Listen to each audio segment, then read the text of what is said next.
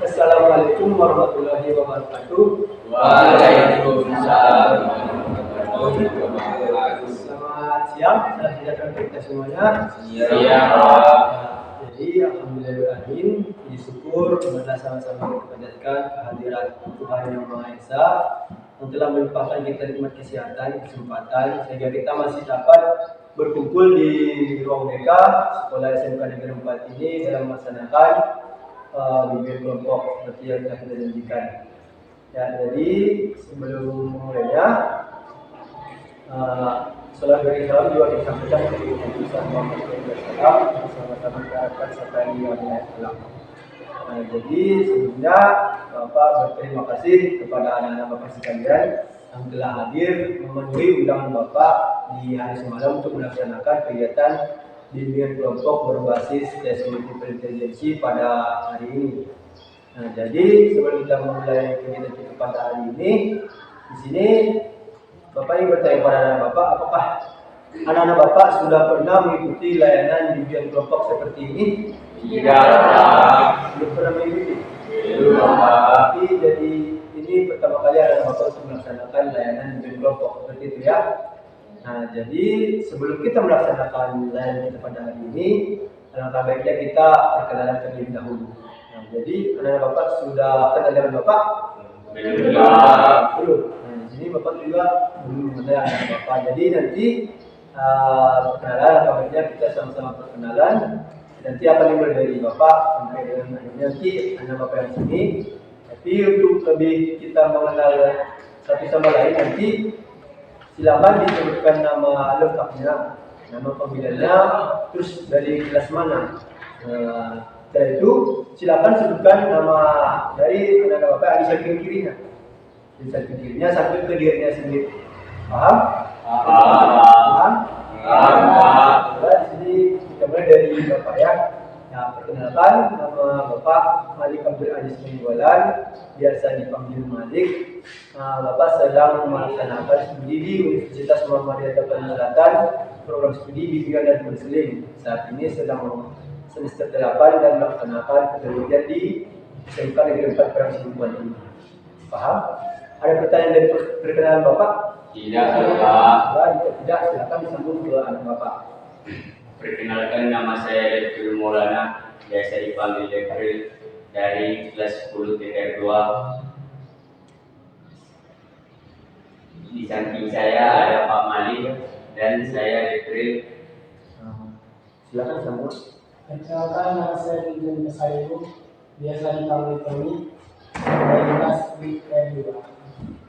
Samping saya ada Pak Malik dari Letril, dan saya Tony. Sambung. Kenalkan, nama saya Rizky pada pertama, dia jadi dipanggil Rizky dari kelas 10 dan Pak Mari, sampingnya dari kelas 9 dan saya. Sambung. Perkenalkan, nama saya Fajri Mansuriga, panggilan saya Fajri, kelas 10 akuntansi. Dari samping saya ada Bapak Malik, Jekril, Tony, Rizky, dan saya Fajri. Silakan sambung. Perkenalkan, nama saya Ihsan Saputra Waktuwala, panggilan Ihsan, saya dari kelas 10 TKR 2. Di sana ada Pak Malik, sampingnya lagi Devi, dan di samping lagi Ridwan, sampingnya lagi Rizky, dan sampingnya Fazli, dan saya Ihsan. Ya. Silakan sama. Perkenalkan, nama saya Vicky Ayu Salimia, biasa dipanggil Cindy. Saya dari kelas 10 DKP. Di sana ada Pak Malik, di sampingnya ada Devi, di sampingnya ada Tony, di sampingnya ada Rizky, di sampingnya ada Fazli, dan di sampingnya ada Iksan dan saya Widi. Ya. Sambung. Perkenalkan, nama saya Najwa Febriadi, biasa dipanggil Najwa dari kelas 10 DKP. Di sebelah sana ada Iksan, sebelahnya Devi, sebelahnya lagi Tony, sebelahnya Rizky, Fazli, sebelahnya Iksan, dan sebelah saya Sambung. Perkenalkan, nama saya Nazwa Oleh Putri, biasa dipanggil Nazwa. Saya dari kelas 10 DKP. Di sebelah sana ada Pak Malik, di sampingnya ada Devi, di sampingnya ada Tony, di sampingnya ada Rizky, di sampingnya ada Fazli, di sampingnya ada Iksan, di sampingnya ada Indi, di samping saya ada Nazwa. Perkenalkan, nama saya dan kedua kita biasa dipanggil Ihsan. Saya dari Sepuluh Kampung. Di sana ada Pak Malik, di sampingnya ada Devril, di sampingnya lagi ada Ridwan, di sampingnya lagi ada Rizky, di sampingnya lagi ada Pak Juri, di sampingnya lagi ada Ihsan, dan di sampingnya lagi ada Windy, di sampingnya Najwa Febriani, dan di sampingnya lagi Najwa Lia dan saya Ihsan. Perkenalkan, nama saya Ivan Shokin, biasa dipanggil Sukanya. Saya dari kelas 10 B. Di sini ada Pak Malik, di sampingnya ada Devril, dan ada juga Ridwan. Di sampingnya ada Rizky, ada Fazli, dan Ihsan. Di sebelah sana ada Indi, di sampingnya ada Najwa Febriani, dan di sampingnya ada Najwa Aulia, dan di samping saya Anissa dan saya sendiri Zifan. Banyak terakhir ya. Jadi anak bapak sudah saling kenal dalam perkenalan tadi. Sudah, Pak. Coba Zepa, ini tahu siapa namanya? Lengkap. Siapa namanya? Itu di samping yang nomor 3 siapa namanya? Najwa Aulia. Najwa. Ya. Saya paling ujung Ihsan. bisa. Rizky, ini siapa namanya? Dipantau. Sampingnya Ini Pak. ini Dipantau. tapi paling ujung sana. Ini Pak. Nah, jadi bapak anggap sudah saling kenal semua ya. Sudah saling kenal yang perempuan sama yang laki-laki, yang laki-laki sama yang perempuan sudah saling kenal ya. Nah, jadi setelah perkenalan ini, di sini bapak akan menjelaskan sedikit mengenai layanan bimbingan kelompok ini. Karena kan ini pengalaman pertama dari anak-anak bapak melaksanakan layanan ini seperti itu ya. Nah, jadi layanan bimbingan kelompok ini adalah merupakan salah satu layanan yang diterapkan dari program studi bimbingan dan konseling, di mana layanan ini dilaksanakan secara berkelompok melalui proses dinamika kelompok untuk mengatasi masalah-masalah yang ada di anak-anak bapak. Jadi, kenapa dilaksanakan secara dinamika kelompok? Karena kan setiap orang mungkin ada beberapa anak itu tidak mau berbicara apabila dia face to face secara guru BK. Misalnya mungkin Nak Devin ini, dia kalau kami berdua yang melaksanakan layanan ini, dia tidak suka, nggak mau berbicara, dia tertutup gitu. Karena dia rada-rada takut gitu kan, jadi dia mau itu berkelompok. Nah, jadi bapak buat secara berkelompok ini biar kalian bisa mengutarakan pendapatnya. Karena kan tujuan dari layanan bimbingan kelompok ini adalah untuk mengembangkan pikiran dari anak-anak bapak untuk lebih berani memberikan pendapat. Nah, biasanya di kelas dia cuma diam aja kan, diam. Jadi nanti setelah mengikuti layanan ini anak-anak bapak nanti bisa lebih berani untuk berbicara. Mungkin di sini kita baru 10 orang, 11 ada yang bapak kan. Nanti kalian baru berani ngomong di depan 11 orang. Nanti setelah dari layanan ini, anak bapak bisa berani berbicara di depan pada saat pagi. Tujuannya itu ya, lebih meningkatkan percaya diri dan mampu mengutarakan pendapat. Apalagi nanti ditambah menyelesaikan masalah anak-anak bapak sekalian. Paham? Paham.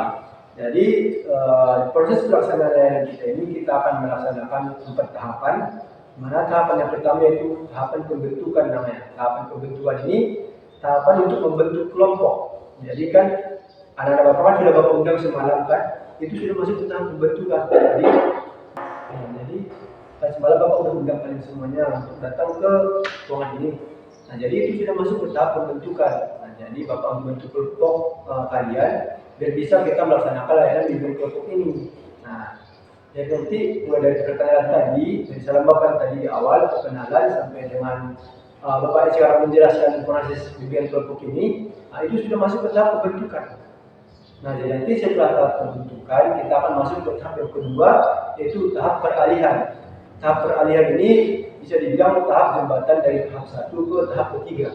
Nah, nanti di tahap kedua bapak akan menanyakan kembali kepada kalian apakah sudah siap untuk melaksanakan layanan bimbingan kelompok ini. Nah, setelah itu kita akan masuk ke tahap kegiatan atau tahap inti dari layanan bimbingan kelompok ini. Nah, nanti di sana, disitulah kita akan membahas satu masalah yang mungkin bisa membantu anak-anak bapak untuk mungkin membantu di pendidikannya, membantu mungkin di kehidupan keluarga nanti, atau mungkin dapat mencapai tujuan kita itu untuk lebih percaya diri dan mau mengutarakan pendapatnya. Ya, nanti di tahap terakhir kita ada namanya tahap pengakhiran. Seperti tahap pengakhiran itu merupakan kesimpulan dari kegiatan kita ini. Apa sih kesimpulannya, apa sih manfaatnya, nanti akan bapak tanya satu persatu. Apa manfaat yang kalian dapatkan dari mengikuti kegiatan ini? Paham? Paham? Nah, itulah tahap-tahap dari kegiatan ini. Nah, jadi sebelum kita melaksanakan ada juga beberapa asas yang perlu anak-anak bapak pegang untuk menjalankan kegiatan ini. Yang pertama yaitu tentu saja asas kesukarelaan. Jadi di sini Bapak yang bertanya, apakah anak-anak Bapak merasa terpaksa mengikuti kegiatan ini? Tidak. Nah, tidak datang sini secara sukarela ya. Nah, berarti dia secara sukarela, dia asas kesukarelaan itu sudah dijalankan, begitu ya. Nah, asas yang kedua, asas yang paling penting yaitu asas kerahasiaan. Maksudnya asas kerahasiaan ini, Bapak itu nanti mana tahu setelah di dalam tahap kegiatan ini nantinya ada salah satu anak Bapak yang mungkin merasa permasalahan yang kita bahas ini merupakan masalah dia. Jadi dia menceritakan semua unek-unek lah gitu kan. Jadi anak Bapak harapkan merahasiakan hal itu setelah kita selesai layanan ini. Maksudnya bisa menjaga rahasia kita 11 lah. Bisa? Nah, yang ketiga yaitu asas keterbukaan. Maksudnya asas keterbukaannya merujuk ke asas kerahasiaan tadi. Jadi anak Bapak dituntut untuk terbuka. Jadi menceritakan secara sebenar-benarnya, jangan dibuat-buat seperti itu. Nanti kalau memang ada masalah mengenai masalah yang akan kita bahas ini, silakan ceritakan. Mungkin saya kurang paham yang ini, ceritakan. Nanti apa yang kita solusinya secara bersama-sama, itulah tujuan kita membentuk kelompok ini. Paham? Nah, asas yang terakhir yaitu asas kenormatifan. Maksud dari asas kenormatifan ini, nanti dalam menyampaikan pendapat, Bapak harapkan kata-kata itu kata-kata yang berbahasa Indonesia yang bagus dan benar. Jangan membuat kata-kata yang tidak enak didengar, biar semua paham. Karena kan di sini beda suku kan, nanti di suku kalian kata ini itu normal sama kalian, tapi di suku kalian itu mungkin artinya berbahaya seperti itu. Jadi Bapak harap biar semua kali kata-kata yang dijaga. Paham? Paham. Seterusnya, di sini Bapak akan menjelaskan bahwasanya di layanan ini ada dua topik sebenarnya. Yang pertama yaitu topik bebas. Itu topik bebas itu yang akan kita bahas itu topiknya datang dari anak-anak Bapak sekalian. Jadi, maksudnya kita mengambil topik bebas, mungkin permasalahan dia mengenai dia kurang di belajar matematika, dia kurang di belajar kimia. Nanti Bapak akan tanya satu-satu. Berarti kita pilih salah satu masalah yang akan kita bahas. Itu yang masuk dari topik bebas. Nah, yang satu lagi yaitu topik tugas, itu topiknya datang dari Bapak sendiri. Bapak yang menyiapkan topiknya untuk kita bahas pada kesempatan kali ini. Paham? Paham. Ya? Jadi pada kesempatan kali ini kita akan melaksanakan dan ini kurang lebih selama 30 menit sampai dengan tahap akhir nanti selesai. Jadi Bapak harapkan Bapak mampu mengikuti kegiatan sampai dengan selesai. Bisa? Bisa Pak. Mungkin itu saya akan kita bahas tentang pembentukan ini. Selanjutnya kita akan ke tahap peralihan. Jadi sesuai yang Bapak jelaskan tadi, tahap ini Bapak yang bertanya apakah anak Bapak sudah siap untuk melaksanakan layanan bimbingan kelompok? Siap Pak. Ada lagi yang perlu jelas mengenai pembahasan dari bimbingan kelompok ini, mulai dari pengertiannya, tujuannya, atau topiknya, asasnya, mungkin pelaksanaannya. Ada yang kurang jelas, boleh Bapak jelaskan lagi? Iya Pak. Sudah jelas semua? Sudah Pak. Bisa kita lanjut? Bisa Pak. Baiklah, di sini kita akan lanjut ke rangkaian, kita akan masuk ke tahap inti dari kegiatan kita kali ini. Jadi di sini yang akan kita bahas itu topiknya topik tugas, itu topiknya dari Bapak sendiri. Jadi setelah Bapak melaksanakan wawancara dengan guru BK di SMK Negeri 4 ini yaitu Ibu dari Tuba, Ibu itu setuju bahwasanya di sekolah kita ini anak-anaknya masih kurang mengenai bakatnya, belum tahu bakat atau mungkin belum paham mengenai bakat yang dia miliki. Nah, jadi di sini Bapak mengambil topik yaitu pemahaman bakat. Nah, jadi di sini kita akan membahas bakat, apa itu bakat, jenis-jenis bakat, dan cara mengembangkan bakat serta meningkatkan pemahaman bakat dari anak-anak Bapak sekalian. Setuju? Setuju Pak. Setuju? Setuju Pak. Ada yang masalah yang mau kita bahas? Ada? Ya, Pak. Nah, nanti kita bahas bakat tadi ya. Iya Pak. Ya. Nah, jadi di sini kita akan membahas bakat. Jadi menurut anak-anak Bapak, bakat itu apa sih pengertiannya? Apa? Kemampuan. Ada yang lain? Apa sih bakat itu? Yang anak Bapak tahu? Apa? Skill. Nah, skill bisa jadi kemampuan berusaha, apalagi Bawa lain Pak. bawaan lain. Bisa, apalagi Keunggulan. apa itu? pukulan juga bisa. Ada lagi yang lain? Kemampuan seseorang Kemampuan seseorang dari potensi dari potensi diri sendiri bisa juga. Itu dia. Nah, jadi itu semua pengertian-pengertian anak-anak bapak bidan itu mungkin itu pengertiannya secara umum, mungkin secara yang biasa mungkin anak-anak bapak bidan ada ya. Nah, jadi bakat itu merupakan kemampuan, skill, keunggulan seseorang tidak dalam bidang tertentu yang sudah dibawa sejak lahir. Nah, jadi anak-anak bapak setelah lahir itu sudah dikaruniai satu bakat. Nah, bakat itu di bidang apa?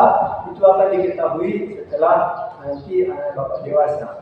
Mungkin setelah inilah udah kelas 10 kan, nanti di kelas 11 atau 12 bakat anak bapak itu akan muncul dengan sendirinya atau mungkin bisa anak bapak mengetahui bakat itu tentang apa. Paham? Paham. Jadi, nah itu dia pengertian bakat. Nah, seterusnya ada jenis-jenis bakat. Nah, bakat itu ada apa saja jenis-jenis bakat itu?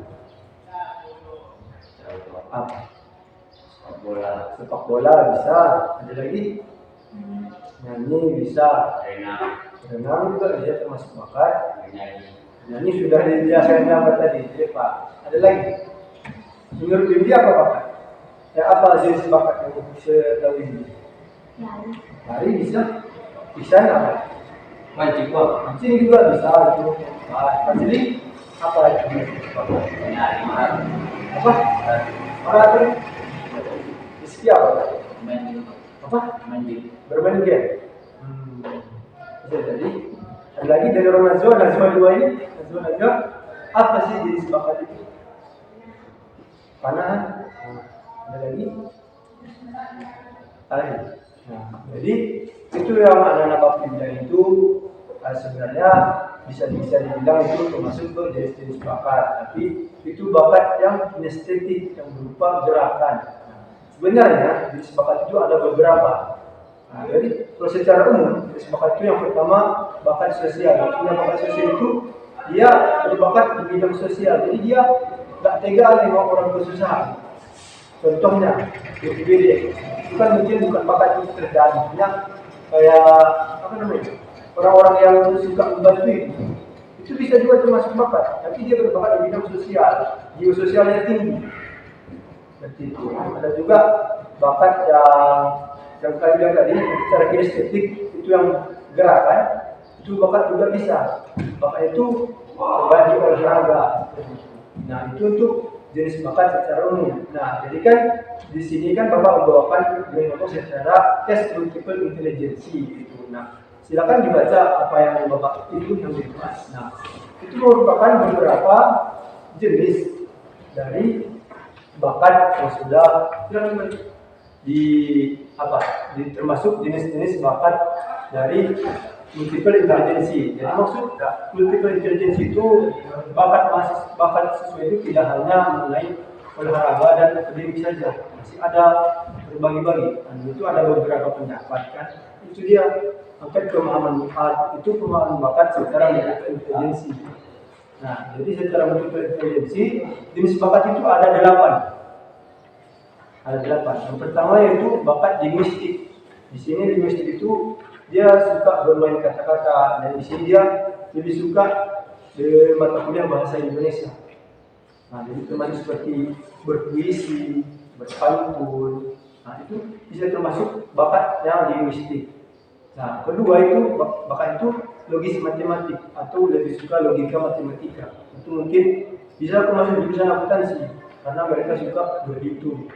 Dia berbakat berhitung, jadi dia dominan di mata kuliah berhitung yang di pelajaran berhitung seperti itu. Nah, yang ketiga yaitu visual spasial. Itu maksudnya dia lebih suka bicara melihat. Itu masuk ke DKV. Mungkin kalian desain komunikasi visual bukan? Visual spasial itu dia lebih suka kayak memotret, suka melihat keindahan alam. Dia itu suka melihat juga, bapak dia itu melihat.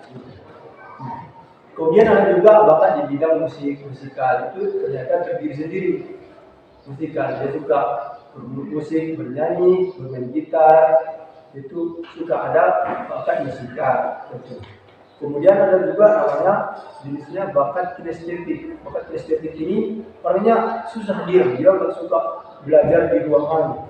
Ya, supaya di lapangan terus olahraga tadi bermain sepak bola, berenang, apa semua olahraga itu dia berarti memiliki bakat di kinestetik atau bakatnya itu bakat kinestetik. Nah, kemudian ada juga namanya interpersonal. Interpersonal ini dia seperti selalu membanggakan dirinya karena dia tahu potensi dia apa. Nah, jadi dia dalam dirinya dia suka potensi dia apa, jadi dia tahu kalau misalnya dia adalah sebuah pertandingan, dia aku nggak suka bidangnya, suka bakatnya, dia tahu, jadi dia bisa menilai dirinya sendiri. Nah, kemudian ada juga intrapersonal. Intra ini kan kebalikan dari intra ini dia tahu kalau orang lain ini suka di bidang ini, jadi bakat itu bisa seperti mengarahkan diri. Jadi dia seperti psikologi lah, dia kan datang, kau nggak berbakat di sini, kau bakat di sini, jadi dia tahu gitu. Itu intrapersonal. Kemudian yang terakhir itu ada jenis bakatnya naturalis. Naturalis ini orangnya lebih suka sunyi, tempat sunyi, seperti dia lebih suka ke hutan, dia lebih suka memancing. Memancing itu kan sunyi, kan nggak bisa ribut. Dia suka itu, jadi dia berbakat di bidang naturalis. Nah, jadi jika ingin mengembangkan bakatnya, dia akan pergi ke tempat-tempat sunyi. Tapi tempat-tempat sunyi bukan tempat-tempat yang aneh-aneh ya. Itu bilang tempat sepi, aneh itu bukan. Paham? Paham? Itu dia jenis dari bakat. Secara bentuk intelijensi, secara umum tadi ada bakat sosial banyak ya. Nah, jadi itu dia jenis-jenis bakat. Mungkin seterusnya kita akan membahas tadi cara mengembangkan bakatnya. Nah, jadi di sini anak-anak bapak sudah tahu nggak bakatnya di bidang apa? Dari penjelasan bapak tadi. Sudah tahu? Apa? Tapi menurut apa? Naturaliskah, linguistika, atau kinestetik? Kinestetik, ya karena suka olahraga gitu. Ya, siapa? Menurut saya Musika. Jadi suka musik. Bisa? Linguistika atau logis matematis atau visual spasial masuk ke jurusan. Visual, berarti disuka foto-foto gitu ya. Ya, Nazwa musik juga, lebih suka musik kan? Dan cuma yang satu lagi visual juga. Kalau ini visual juga. Iksan suka di mana? Tahu apa kan di mana? Nah, mungkin memancing Pak. Naturalis. Ya, Pak, naturalis. Naturalis ya? Ya, Pak. Nah, berarti suka memancing? Ya, Pak. Di mana? Kapan kalian memancing? Ini, Pak. Seminggu yang lalu? Ini, Pak. Ada begitu? Pak apa? Lumayan, Pak. Pak Jili? Naturalis, Pak. Naturalis juga? Sama berarti? Rizky? Terpersonal? Kenapa itu? Tahu sendiri. Apa? Tony? Apa? Musik? Lebih suka musik? Jadi itu kan jenis-jenisnya. Jadi mungkin Bapak kan dari penjelasan tadi sudah tahu kan gimana yang mana lebih suka gitu. Nah, jadi di sini kita akan membahas bagaimana sih cara mengembangkannya. Menurut anak-anak Bapak dari Bapak yang sudah anak-anak, bagaimana cara mengembangkannya? Seperti Devril lah, itu kan seperti seperti olahraga. Bagaimana cara mengembangkannya? Latihan. Itu aja. Itu aja. Dapat dari Andi, dari Tony, kan suka musik. Bagaimana mengembangkannya? Sering berminat musik. Nah, kalau dari Rizky, saya satu-satu ya. Bagaimana mengembangkannya?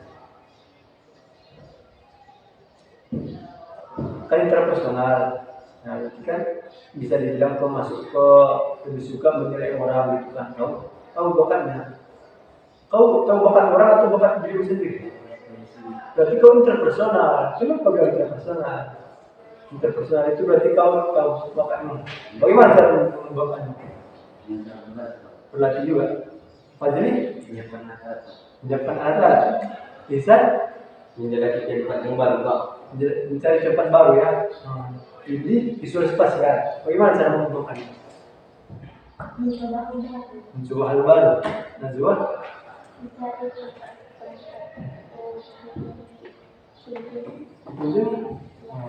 Najwa satu lagi.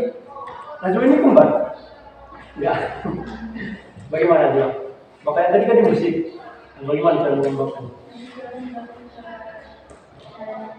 Nada-nada bisa? Tetap bagus. Jeva? Sering dengar musik.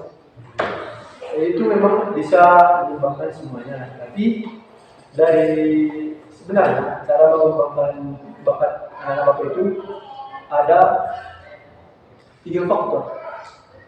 Pertama, faktor dari diri sendiri. Kau kan punya bakat. Kalau diri yang ingin bakat itu bapak, otomatis kan diri sendiri akan merasa terdorong untuk mengembangkan bakat itu, ya kan? Nah, faktor yang kedua itu faktor dukungan dari orang tua dan teman sebaya. Nah, jika anak bapak ingin bakatnya mengembang, silakan bicara ke orang tua. Pak, saya berbakat di bidang ini, bisa nggak bapak bantu? Seperti mungkin Pak Jadi tadi, jadi kan memiliki bakat di dapur hadis. Coba konsultasi dengan orang tuanya agar alat-alat itu bisa diberikan. Siapa tahu jadi mahir. Seperti juga musik kan, mungkin di rumah masih ada gitar aja. Kan bisa dicoba hal baru seperti itu. Silakan menghubungi orang tuanya. Itu faktor orang tua juga membantu mengembangkannya. Kemudian kan teman sebaya otomatis lah. Teman sebaya mungkin kalau saya dibahas lagi kan, karena kan setiap hari jumpa. Nah, jadi anak bapak di kelas temannya mendukung nggak bakatnya atau nggak mendukung? Mendukung Pak. Mendukung temannya. Mendukung Pak. Bagaimana dukungannya? Sering jadi maju Pak. Sering jadi maju. Oh, yang lain? Bagaimana cara teman mendukung? Sering ngajak bisa. Yang lainnya? Ada yang mendukung, ada yang enggak? Itu memang sudah normal itu manusia kan manusia juga kan terlalu terbagi dua, ada yang baik ada yang buruk.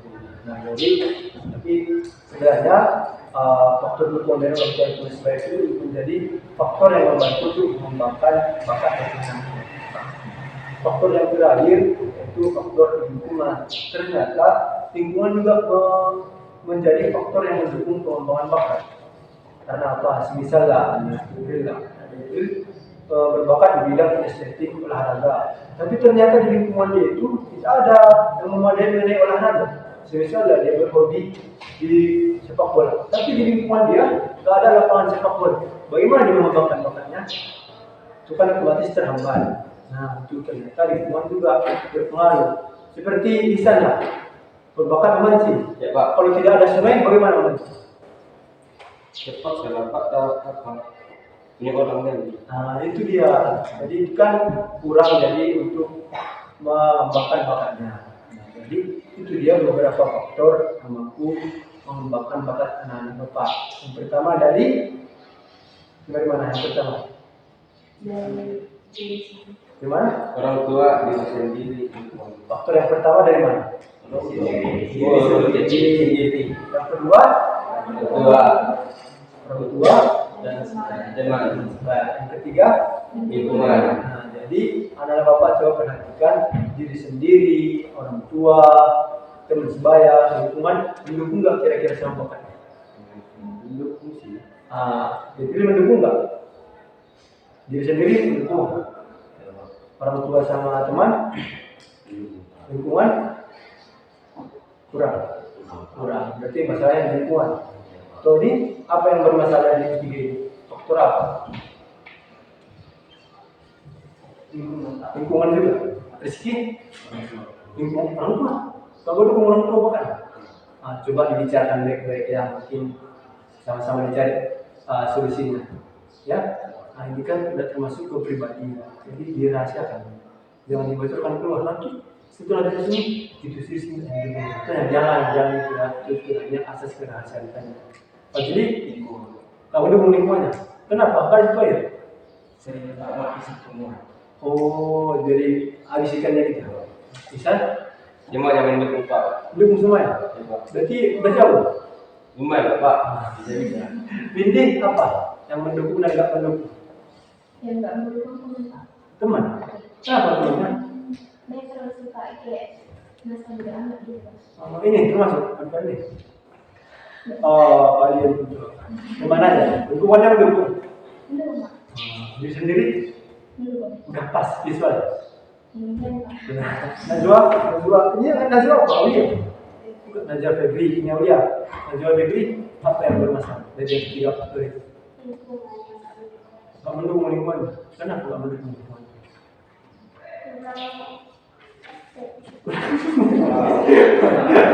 Boleh. Najwa Aulia apa? Mendukung semua. Nanti bisa dikaitkan ya. Bisa. Kalau dukung lingkungannya, kenapa? Apa ya?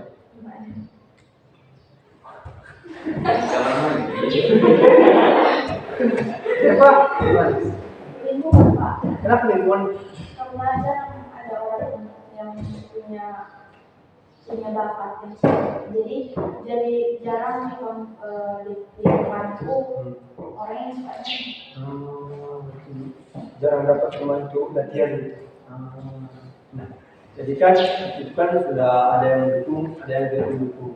Nah, jadi otomatis yang bermasalah ini kan dari yang tidak mendukungnya. Nah, jadi misalnya kalau di lingkungan itu tidak mendukung, bisa mungkin di diketahui ke mungkin kayak aparat yang bisa mendukung, mungkin aparat desa atau apa. Kalau dari orang tua mungkin rezeki mungkin tidak bisa diajak ngomong dulu orang tuanya, dia dijelaskan bapaknya atau dia dibantuin. Ya, paham sampai sini? Paham sampai sini? Paham Pak. Berarti sudah paham bakatnya apa? Sudah Pak. Sudah Pak. Nah, jadi untuk tahap kegiatan kita itu sudah selesai sampai di situ. Dimana kita sudah membahas dari pengertian dengan kelompok, pelaksanaannya bagaimana, topiknya apa, asasnya apa, sampai kita sudah melaksanakan tahap inti dan membahas mengenai pemahaman bakat. Sudah tahu kan bakat itu apa? Sudah Pak. Sudah tahu kan bakat itu apa? Nah, jadi seterusnya kita akan masuk ke tahap terakhir yaitu tahap pengakhiran. Nah, jadi sebelum kegiatan kita ini selesai, untuk memastikan anak-anak bapak tahu atau berhasil mengikuti kegiatan ini, di sini akan bapak tanya satu persatu apa sih yang sudah dipahami dari kegiatan kita ini. Oke? Paham? Paham Pak. Pak. Acak aja. Ya, kita mulai dari insan lah. Insan. Apa yang sudah dapat dari ini? Untuk bisa mengembangkan bakat sebagai pemancing Pak. Nah, itu aja. Coba. Windy apa yang dapat? semakin banyak tahu tentang bakat. Makin banyak tahu tentang Tony apa pendapat? Apa kesimpulan dari apa kita ini? Pertemuan kita ini? Apa? Rizky, apa kesimpulan? Dapat mengetahui faktor yang dapat mengembangkan bakat. Faktor yang mengembangkan bakat. Fazili? Banyak mendapat pelajaran. Banyak dapat pelajaran. Najwa Aulia? Apa? Bisa tahu dan punya bakat. Bisa. Apa sih? Apa yang dapat dari itu? Sebagai faktor yang mendukung. Enggak mendukung. Jipa? Mengerti dan memahami kemampuan bakat dan cara pembangunan. Nah, jadi itu semua Bapak harapkan bisa dikembangkan lagi setelah pelayanan ini ya. Nah, jadi untuk pelayanan kita kali ini Bapak kira sudah selesai. Semoga dengan pelayanan ini anak-anak Bapak bisa merasa terbantu dan mampu mengetahui bakat dan cara mengembangkannya serta lebih paham apa bakat yang dimilikinya. Nah, jadi kesimpulan kita pada pertemuan kali ini yaitu kita sudah membahas mengenai bakat. Apa itu pengertian bakat? Itu merupakan suatu kemampuan yang dibawa sejak lahir, yang telah diterapkan sejak lahir dan bisa dikembangkan setelah kita dewasa nanti. Jadi untuk jenis bakat ada berapa? Ada 8. Cara mengembangkannya ada. Maksudnya faktor yang mengembangkannya ada 3. Apa yang pertama? Diri sendiri, Yang kedua, orang tua, sahabat, orang tua dan teman, yang ketiga, lingkungan. Nah, jadi untuk pertemuan kita kali ini, Bapak sebutkan di sini dari kesimpulannya, para Bapak agar lebih dapat mengetahui bakatnya di mana, cara mengembangkannya bagaimana, lebih paham dan lebih tahu mengenai bakatnya, dan juga bisa dipergunakan nantinya mungkin untuk keperluan mungkin di luar sekolah, kan? Nah, jadi tujuan di awal kan kita itu berani mengutarakan pendapat. Nah, jadi semoga setelah wilayah ini anak Bapak lebih berani mengutarakan pendapatnya dan dapat mengembangkan bakatnya. Ya, jadi mungkin waktu 30 menit untuk pertemuan kita kali ini mungkin akan segera berakhir. Jadi Bapak ucapkan terima kasih. Nah, jadi sebelum kita tutup di sini, Bapak mungkin akan menilai atau mungkin mengawasi anak-anak Bapak 1 minggu atau mungkin 1 bulan ke depan. Setelah mengikuti layanan ini, apakah anak-anak Bapak benar-benar telah mengetahui atau mungkin telah paham bakatnya di mana? Nanti mungkin di bulan depan atau mungkin minggu depan atau mungkin 2 bulan yang akan depan, Bapak akan mengumpulkan anak-anak Bapak lagi untuk mungkin menanyakan apakah bakatnya sudah lebih paham atau mungkin sudah dikembangkan. Dan mungkin bisa juga nanti kita akan melaksanakan layanan bimbingan kelompok lagi agar lebih memahami. Paham? Ada pertanyaan lagi? Tidak, Pak. Baiklah, di sini Bapak mengucapkan terima kasih kepada anak-anak Bapak yang sudah ikut andil dalam ambil bagian dalam melaksanakan layanan bimbingan kelompok pada kali ini. Bapak mohon maaf atas segala kesalahan, tindakan maupun perkataan yang mungkin kurang pada tempatnya. Bapaknya mohon maaf kepada Bapak pun. Kegiatan kita ini Bapak tutup dengan Assalamualaikum warahmatullahi wabarakatuh. Waalaikumsalam warahmatullahi wabarakatuh. Selamat siang untuk kita semuanya. Siang, Pak. Ya, anggap